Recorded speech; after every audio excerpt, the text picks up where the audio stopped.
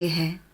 यहाँ से पहले बिंदु को मरीचि ऋषि के नाम से जानते हैं। उसके बाद में जो बिंदु है वो कहलाते हैं ऋषि वशिष्ठा। ऋषि वशिष्ठा की बाईं ओर आपको एक छोटा बिंदु नजर आएगा। ये बिंदु ही है अरुंधति।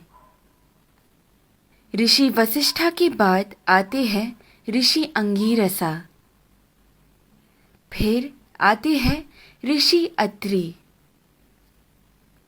फिर दाईं ओर की तरफ मुड़ते हुए जो बिंदु आता है वो है ऋषि पुलस्त्य। उसके बाद आते हैं ऋषि पुलह और फिर ऋषि क्रतु। ऋषि पुलह और क्रतु के अंतर को 5 गुना मिलाकर नीचे की तरफ आएंगे तो वहां बसे हैं ध्रुव नक्षत्र।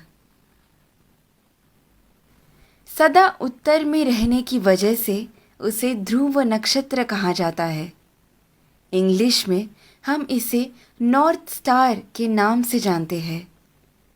बाल्यावस्था के ध्रुव नक्षत्र अगर उत्तर में बसे हैं तो वृद्धावस्था के अगस्त्य नक्षत्र दक्षिण में बसे हैं। अगस्त्य और ध्रुव नक्षत्र हमेशा उसी स्थान पर ही पाए जाते हैं। इन दोनों के बीच में मौजूद आकाश गंगा सतत घूमती रहती है। इस कारण से हमारी धरती अक्ष के ऊपर घूमकर घूमती रहती है। ये सच है कि सारा जगत भगवान के इर्द गिर्द घूमता रहता है, लेकिन वो हमें कभी नजर नहीं आ सकता। भूमि के अनेक कालों में से उसे 4 काल में छांटते हैं।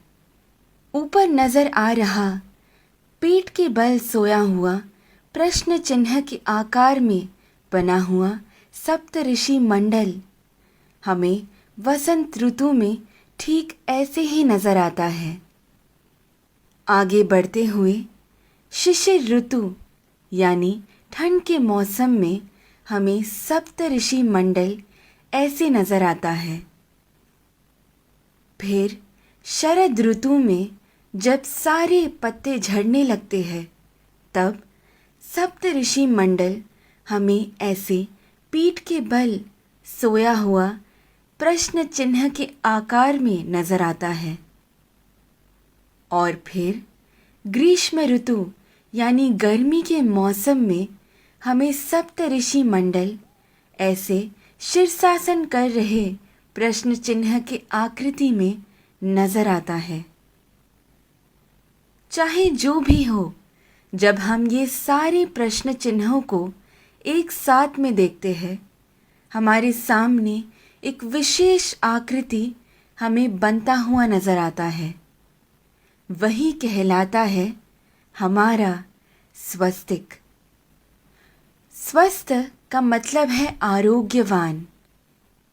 स्वस्तिक का महत्व मेरे पिता मुझे हमेशा से बताते आए हैं, लेकिन हर क्षण प्रयोग में ला रहे इस स्वस्तिक का जन्म कहाँ से हुआ ये आज मेरे पिता द्वारा जाना, जो आप सभी में मैंने बांटना चाहा।